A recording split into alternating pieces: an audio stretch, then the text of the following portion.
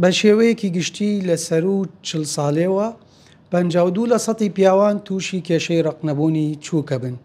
تایبەت بۆی کە باس دەکەوتە حاڵەتی ڕقنەبوونی چووکمان هەیە یاخۆت ئەو بابەتێنە زۆشیانەمان هەیە. ئەمە لە چ تەمەنێکا ڕۆئەیە ئەو شتانە چین کە کاریگەری لەسەر ئەمە دروستەکات؟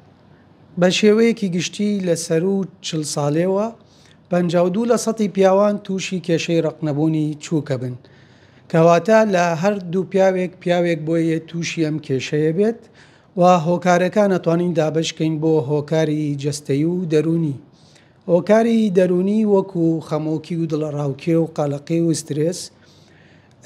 هۆکارە جەستەیەکان بریتین لە کێشە لە هۆرمۆنەکان، کێشەی هۆرمۆنی تێستۆستیرۆن یا پرۆلاکتین یا کێشە لە خوێنبەر و خوێنهێنەر و دەمارەکانی چووکە هەبێت بەهۆی هەر نەخۆشیەکی درێژخایەن وەکو نەخۆشی زەخت، شەکرە، بەرزبوونی چەوری خوێن یا سزبوونی گورچیلە، سزبوونی جگەر یا نەشتەرگەریەک ئەنجام دراوە لە مەنتقەی حەوزە کاریگەری کردووە لەسەر دەمارەکانی چووک وەکو نەشتەرگەری بۆ لابردنی قۆڵۆن یا پرۆستات یا مزڵدان بەهۆی تیومەرێکۆ بێ یا شتێک